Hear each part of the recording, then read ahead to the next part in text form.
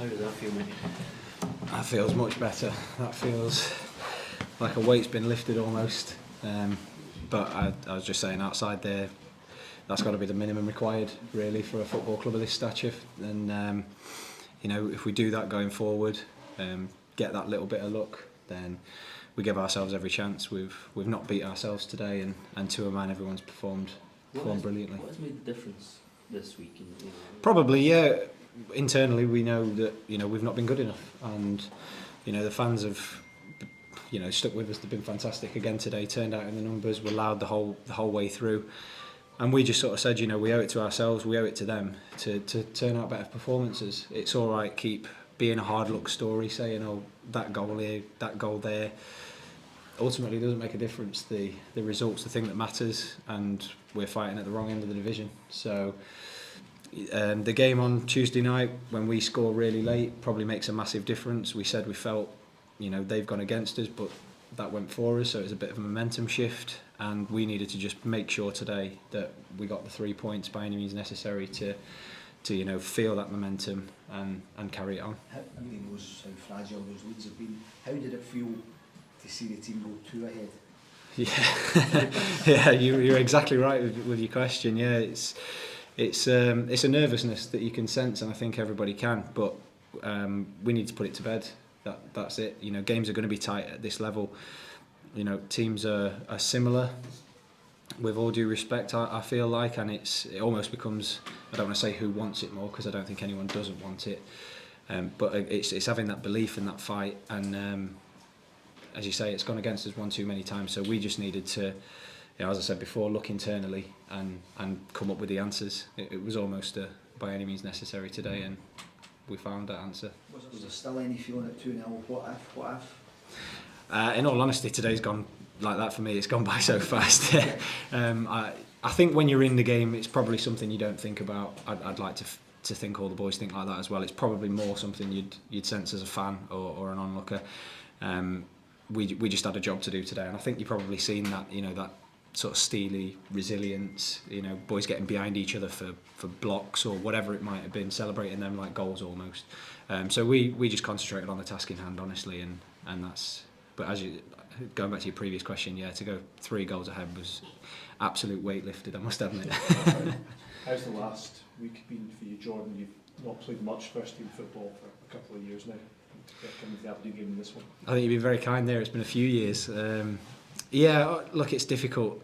Football is a difficult industry, and I've personally feel like I've done well to stay in the game, and I've wanted opportunities, sought out opportunities, and I've been very fortunate that the gaffer's shown a bit of faith in me and thrown me in. It even I admitted it was a little bit the deep end on Tuesday night, but you can't make any apologies for it. That's the way that it works. I'm really happy to be playing, but the only way that I'm going to stay in the team is obviously by making sure things keep happening like they did today.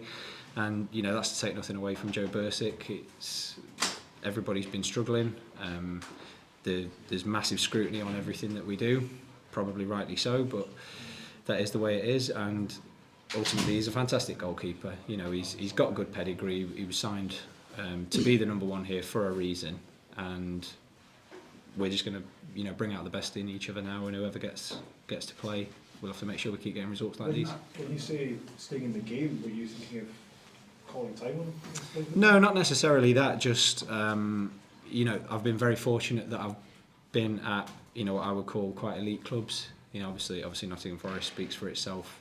That might be me being a bit arrogant being up in Scotland when it's more of a big club in England. And then Stockport, was a different challenge, and again at a time when I didn't play. But all very, and obviously now Hibs, but all very professional atmospheres with really high standards. And I think when you're not playing, everybody sort of says, well, why don't you play? And it's taking that risk to probably drop down to a lower division potential standard, and it takes a fair bit of resilience to say, no, do you know what, I'm going to back myself and try and break my way into the team by doing what I do in training. And fortunately enough, I've got two league games under my belt, and one of them ends in a clean sheet. So what But how does it feel when you've been out and you're only training and then suddenly you're in, massive game, you're in? Yeah.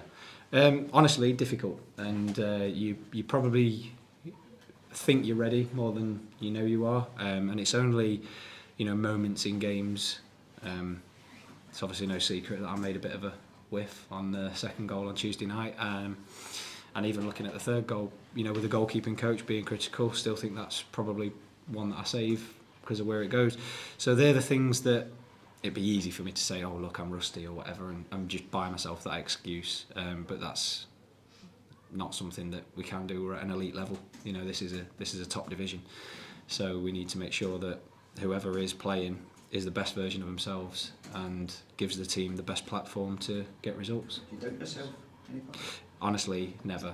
And I think that's testament to character, not to big myself up or anything. But as I said before, would have been easy to maybe take an easier route, but that's not the way I like to do things. And the reason being, because when you get days like today, that's what makes it all worthwhile.